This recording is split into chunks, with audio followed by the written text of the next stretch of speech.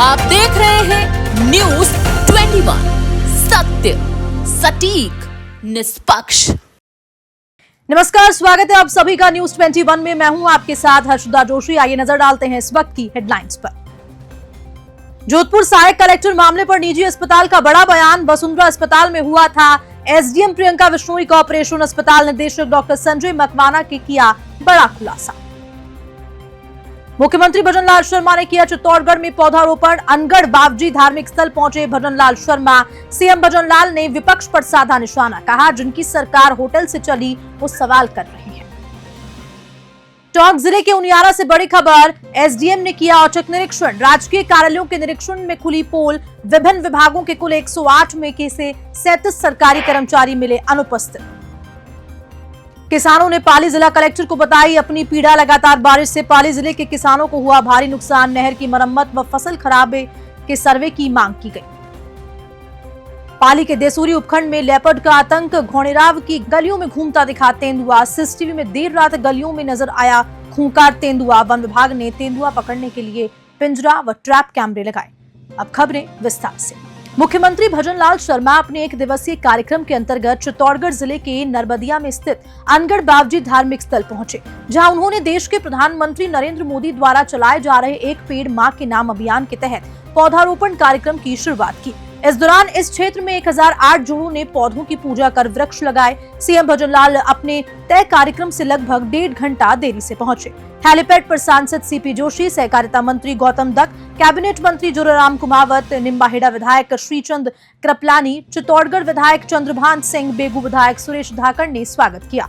इसी दौरान चित्तौड़गढ़ जिला कलेक्टर आलोक रंजन व पुलिस अधीक्षक सुधीर जोशी भी मौजूद रहे। अपने संबोधन में सीएम भजनलाल शर्मा ने वृक्षों का महत्व बताते हुए लोगों से ज्यादा पौधे लगाने का आह्वान किया। इस दौरान विपक्ष को आड़े हाथ लेते हुए उन्होंने कहा कि जिनकी सरकार होटल से चलाई जा रही थी वे लोग सरकार से प्रश्न पूछ रहे हैं। चित्तौड़गढ़ से गोपाल चतुर्वेदी की रिपोर्ट। ये वृक्ष हमारे जीवन का मूलभूत है, हमारी जीवन को सांस देने का काम करता है।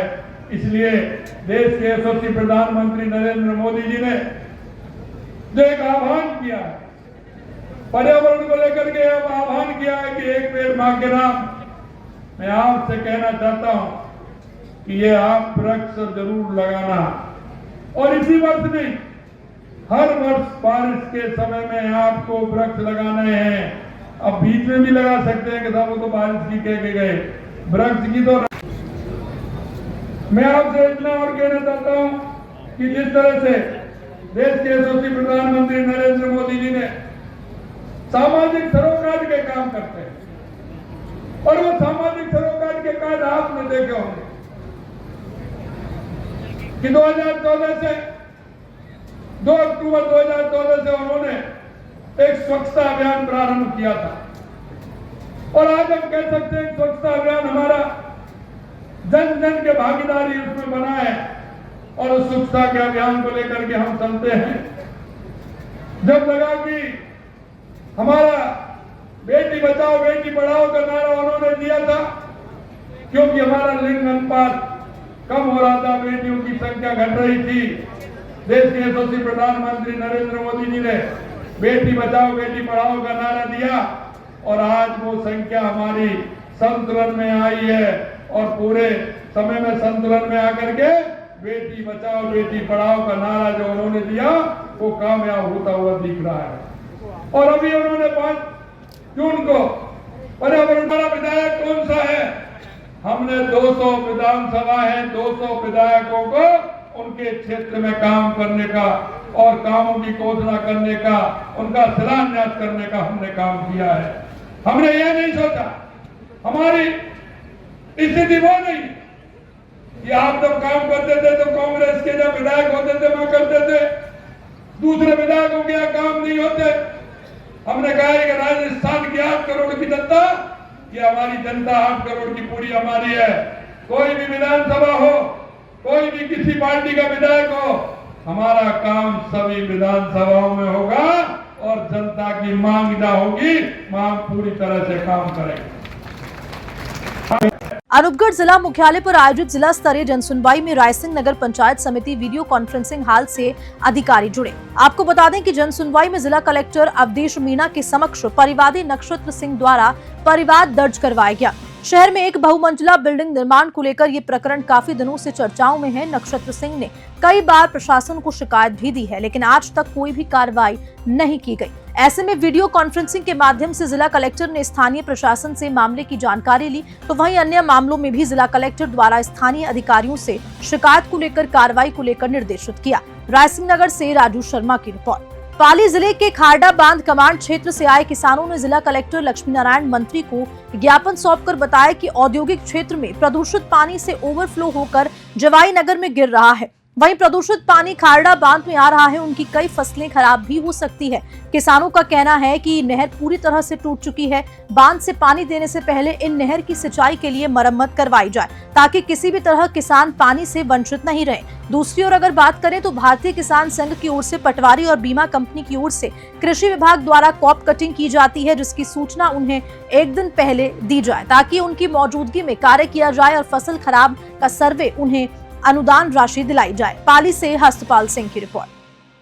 टॉक से अब खबर आ रही है, जहां उनियारा उपखंड अधिकारी शत्रुघ्न सिंह गुर्जर ने आज विभिन्न सरकारी विभागों का औचक निरीक्षण किया, जिससे कर्मचारियों में हड़कंप मच गया। एसडीएम के निरीक्षण में विभिन्न विभागों में कुल 108 राजकीय कर्मचारियों में 37 कार्मिक अनुपस्थित पाए गए। सुबह 10 बजे नगर पालिका कार्यालय में अधिशासी अधिकारी और कनिष्ठ अभियंता सहित 8 कार्मिक गैर हाजिर पाए गए। वहीं विद्युत विभाग में 12 कार्मिक अनुपस्थित रहे, तो वहीं नायब तहसीलदार व सहायक प्रशासनिक अधिकारी के गैर हाजिर मिलने पर उपखंड अधिकारी ने तहसीलदार को कार्रवाई करने के निर्देश दिए। इसी तरह पीडब्ल्यूडी कार्यालय में भी दोनों कनिष्ठ अभियंता गैर हाजिर मिले। वहीं सामुदायिक स्वास्थ्य केंद्र के निरीक्षण के दौरान 12 कर्मचारी अनुपस्थित मिले। टॉक से राजेश सेन की रिपोर्ट। श्रीगंगानगर स्वच्छता ही सेवा अभियान के तहत आयोजित स्वच्छता रैली निकाली गई, और जिससे नगर परिषद की सभापति गगनदीप कौर व आयुक्त रीना ने हरी झंडी दिखाकर रवाना किया। रैली में परिषद कर्मचारियों एवं राजकीय उच्च माध्यमिक बालिका मटका चौक व Guru Nanak girls senior secondary school की छात्राओं ने भाग लिया। कार्यक्रम प्रभारी सहायक अभियंता अमनदीप कौर व सह प्रभारी सुमित माथुर ने बताया कि स्वच्छता ही सेवा है, इसलिए हमें अपने आसपास सफाई रखने में सहयोग देना चाहिए। श्रीगंगानगर से कृष्ण आसेरी की रिपोर्ट। चूरू के राजकीय बागला उच्च माध्यमिक विद्यालय में 68वीं अंडर 17 और अंडर 19 जिला स्तरीय योग प्रतियोगिता में शाह सतनाम बालिका स्कूल की 6 छात्राओं ने गोल्ड मेडल व 3 छात्राओं ने सिल्वर मेडल जीता। प्रिंसिपल भारती इंसा ने बताया कि उक्त प्रतियोगिता में विद्यालय की कुल 14 छात्राओं ने हिस्सा लिया, जिसमें कल्पना, पीहू, निकिता और तमाम लड़कियां शामिल थी। आपको बता दें कि विद्यालय व क्षेत्र का नाम भी उन्होंने रोशन किया। तारानगर चूरू से बुधराम वर्मा की रिपोर्ट।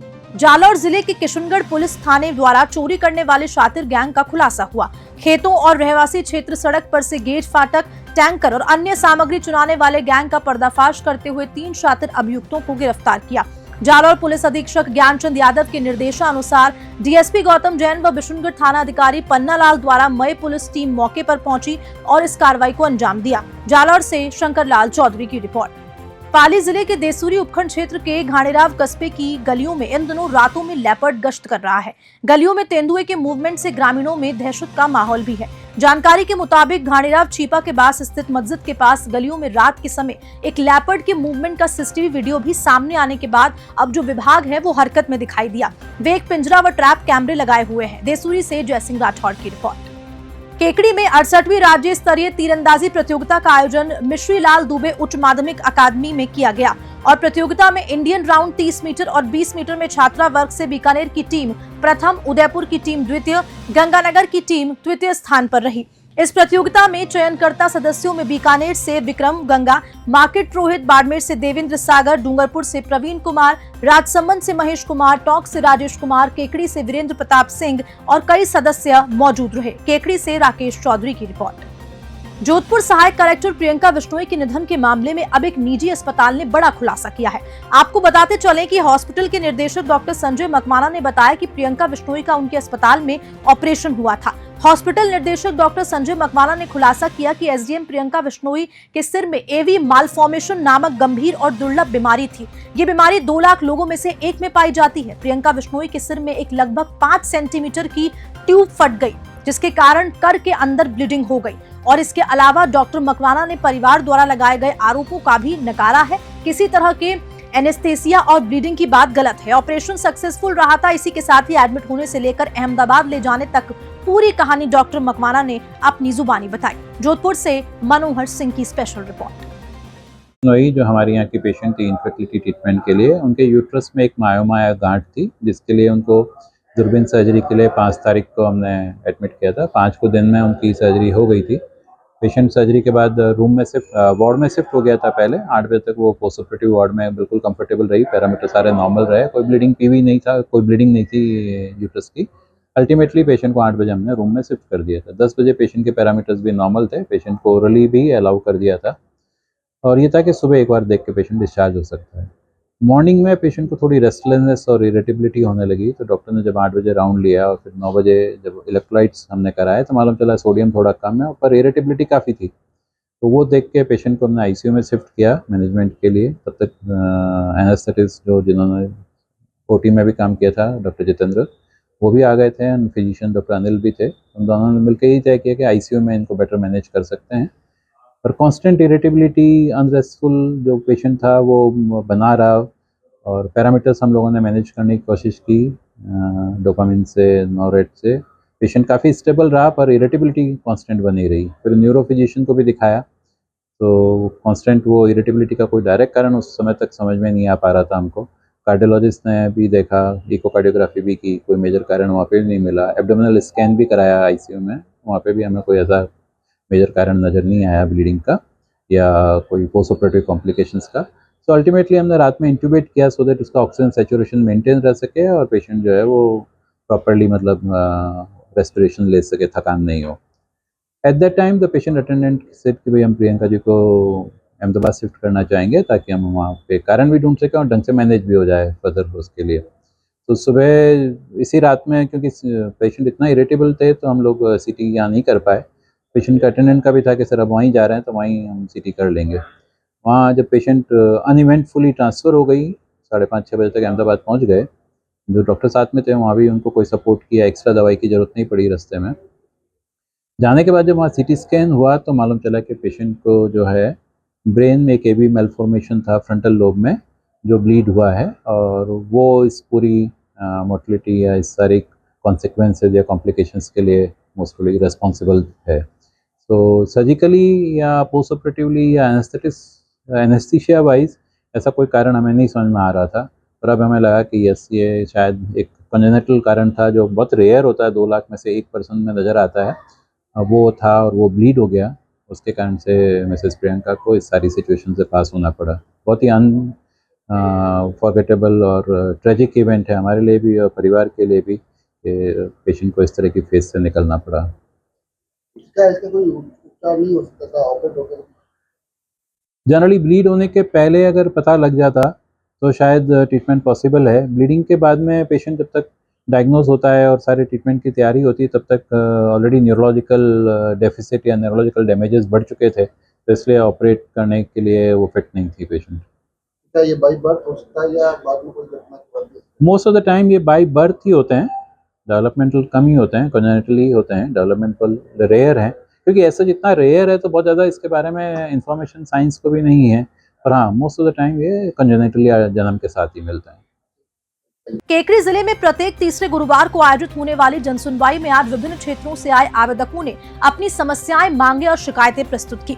बताते चलें कि जिला कलेक्टर श्वेता चौहान ने जनसुनवाई के दौरान आम जनता की समस्याएं सुनी और तुरंत संबंधित विभागों को समाधान के निर्देश भी दिए। केकड़ी से राकेश चौधरी की रिपोर्ट।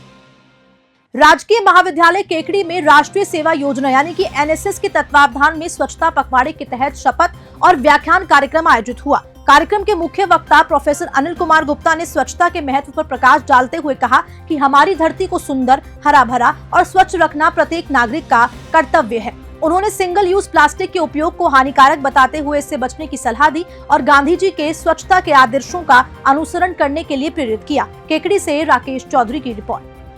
आरपीएससी की ओर से स्कूल लेक्चर यानी कि संस्कृत शिक्षा विभाग प्रतियोगी परीक्षा 2024 का आयोजन 17 से 21 नवंबर 2024 तक किया जाएगा। आयोग द्वारा अभ्यर्थियों को आवेदन फॉर्म में 20 सितंबर से 29 सितंबर 2024 तक अभ्यर्थी का नाम, पिता का नाम, फोटो, जन्म तिथि व जेंडर के अतिरिक्त अन्य संशोधन ऑनलाइन करने का अवसर भी दिया जा रहा है। आरपीएससी सचिव रामनिवास मेहता ने बताया कि परीक्षा के लिए जारी विज्ञापन में पात्रता की शर्तों के अनुरूप ही संशोधन मान्य होंगे। विज्ञापन की शर्तें पूर्वानुसार ही रहेंगी और ऑफलाइन संशोधन स्वीकार नहीं किए जाएंगे। अजमेर से ब्यूरो रिपोर्ट। उदयपुर के सवीना थाना क्षेत्र में एक तेज रफ्तार बस ने बाइक सवार लोगों को अपनी चपेट में ले लिया। हादसे में एक युवक की मौके पर मौत हो गई, जबकि एक अन्य युवक ने एमबी अस्पताल पहुंचने से पहले ही अपना दम तोड़ दिया। परिजनों ने आरोप लगाया है कि रीको इलाके में बड़ी कंपनी में ठेके पर लगी ऋषभ ट्रेवलर्स की बस में बाइक सवार लोगों को अपनी चपेट में ले लिया है। हादसे में कुलदीप उर्फ धीरज निवासी कानोड़ और प्रकाश बैरागी निवासी बिजनवास नीमच की मौत हो गई, जबकि विष्णु वेद गंभीर रूप से घायल हो गया, जिसे उदयपुर के एमबी अस्पताल में भर्ती कराया गया, जहां उसका उपचार किया जा रहा है। घटना की जानकारी मिलने के बाद वेद समाज के हजारों लोग कंपनी के बाहर धरने पर बैठ गए और जमकर हंगामा करने लगे। समाज के लोगों ने बताया कि जब तक प्रशासन हमारी मांगे नहीं मानेगा, तब तक दोनों ही मृतकों युवकों का पोस्टमार्टम नहीं होने दिया जाएगा। उदयपुर से शंकर सरगरा की रिपोर्ट। सर, मेरा नाम लोकेश वैद है। मैं वर्तमान में वैद समाज युवा संगठन उपाध्यक्ष महोदय हूँ। और जैसा कि हमें सुबह मौत ब्यूरो के द्वारा, समाज के बंधुओं द्वारा व्हाट्सएप ग्रुप के मार्फत पता लगा कि आज सुबह प्रातः 6 से 6:30 के बीच में देबारी से काया के बीच में जो धौलकी पाटी टोल नाका है, उससे पहले जो हाईवे का ब्रिज नीचे है, उसके नीचे एक सड़क दुर्घटना हो गई। उस दुर्घटना में हमारे समाज के 2 मौतबीरों की, जो हमारे भाई धीरज जो 26 वर्ष के थे वो, और एक हमारे विष्णु जी वेद जो लसाड़िया के हैं वो, और एक साथ में उनके साथ में एक लड़का और था वैष्णव करके। उसमें उस वैष्णव की लड़के की और हमारे धीरज भाई की डेथ हो गई है, जिसमें हमारे मौके पर हमारे धीरज की on the spot he death हो गई थी। और साथ में जिस लड़के को लाए थे बड़े अस्पताल मानव चिकित्सालय में, वहाँ पर उसकी डेथ तकरीबन 12 बजे हुई। और उसमें बड़ी दुखद की घटना है, क्योंकि यह घटना किसी के साथ हो सकती है तो बड़ा ही विडम्बना है, क्योंकि ऐसी दुर्घटना हुई है जिसमें हम आपको कुछ कह नहीं सकते। परिवार की स्थिति बहुत ही नाजुक है। जो लड़का अभी डेथ हुई वैष्णव की, उसके परिवार में कोई भी नहीं है, वो अकेला है। साथ ही हमारे धीरज भाई भी अभी वर्तमान जी डेथ हुई, उनकी भी पत्नी प्रेग्नेंट है पिछले 6 महीने से, 6 महीने की प्रेगनेंसी, और साथ में उनके परिवार में भी वो अकेले हैं। और जो विष्णु जी हैं वो भी, उनकी 2 बेटियां हैं और एक बेटा, छोटा बेटा है, वो भी बिल्कुल परिवार में अकेले ही थे। ऐसी दुखद घटना हो गई है। हमारे समाज बंधुओं का और परिवारजनों की तरफ से एक ही मांग है कि जो भी हम प्रशासन से यही मांग रखते हैं कि प्रशासन हमारे को उचित न्याय और उचित निर्णय लेकर हमारी मांग को सुने, हमारी मांग को स्वीकार करे। और जब तक प्रशासन हमारी मांग को स्वीकार नहीं करता है, तब तक हम पोस्टमार्टम भी नहीं करवाएंगे और मोर्चे से नहीं जाएंगे। ये हमारे समाज बंधुओं की और परिवारजनों की राय मशवरा से ही हमने ये निर्णय लिया है कि जब तक प्रशासन हमारे को संतुष्ट नहीं करता है और उचित कार्रवाई नहीं करता है। सामने जो जिस बस से एक्सीडेंट हुआ था वो भी बस ऋषभ ट्रैवल्स की थी और सिक्योर मीटर में वो बस लगी हुई थी। और हमने पुलिस प्रशासन से यही बात रखी है कि साहब आप हमारी मांग को तुरंत प्रभाव से स्वीकार करें और सुने, अन्यथा हम इस मोर्चे से नहीं हटने वाले हैं। मैं जिलाध्यक्ष वेद समाज उदयपुर, मेरा नाम मनोहर लाल है। हमारी मांग ये है कि धीरज कुमार, विष्णु और एक दूसरा बच्चा जो एक्सीडेंट के दौरान एक्सपायर हो चुका है, धीरज भी एक्सपायर हो चुका है और विष्णु सीरियस है। और ऋषभ ट्रैवल्स की बस से दुर्घटना हुई तो सिक्योर मीटर से लगी हुई है, उचित मुआवजा दिया जाए। हमारे समाज की यही मांग है। जब तक प्रशासन ये मांग पूरी नहीं करता है, तब तक हम लोग यही है मोर्चे के सामने। अब खबर डीग से है, जहां पर भारतीय जनता पार्टी द्वारा केंद्र व प्रदेश स्तर पर सदस्यता अभियान के सघन कार्यक्रम आयोजित किए जा रहे हैं। इस दौरान सदस्यता अभियान के संभाग प्रभारी हेमराज मीणा के मुख्य आतिथ्य में डीग में स्थानीय खंडेलवाल धर्मशाला में बीजेपी कार्यकर्ताओं की बैठक आयोजित हुई। इस मौके पर सदस्यता अभियान के संभाग प्रभारी हेमराज मीणा ने डीग एवं आऊ में विभिन्न क्षेत्रों में जाकर कैंपेन करते हुए अभियान की जानकारी ली। सदस्यता अभियान में राजस्थान में 125 करोड़ सदस्य बनाने हैं। हर बूथ पर 200 सदस्य बनाने का लक्ष्य निर्धारित किया गया है। डीग से पंकज शर्मा की रिपोर्ट। कल मोहन राम थोड़ी रहेगा, वो मोहम्मद बनेगा। और जब वो मोहन राम मोहम्मद बनेगा तो तुम्हारे घर के आगे झाड़ू लगाने नहीं आएगा, वो तलवार लेकर के आएगा। सेठ जी बहुत मजे कर लिए, निकलो बाहर, हमारा घर है। वो काला पहाड़ का उदाहरण याद कर लो, आसाम में यही हुआ था। ये जितनी बीमारियां हैं, ये घूंघट प्रथा अपने यहाँ तो कम है, गंगानगर में ये घूंघट प्रथा क्यों आई? राम ने, सीता ने आपने फोटो देखा होगा शिव पार्वती का, रामायण महाभारत भी देखी, किसी महिला ने घूंघट नहीं निकाला। हमारी महिलाएं क्यों निकालती घूंघट?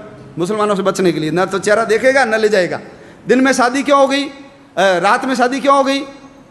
शादी करोगे तुम्हारी पत्नी 7 दिन हमारे पास रहेगी, फिर तुमको देंगे। हमने कहा चोरी छुपे शादी करो रात को। सारे विवाह दिन की जगह रात में हो गए। दक्षिण भारत में तो दिन में होते हैं, क्योंकि उधर मुगल गए नहीं। हमारी दादी परदादी सब अनपढ़ क्यों हो गई?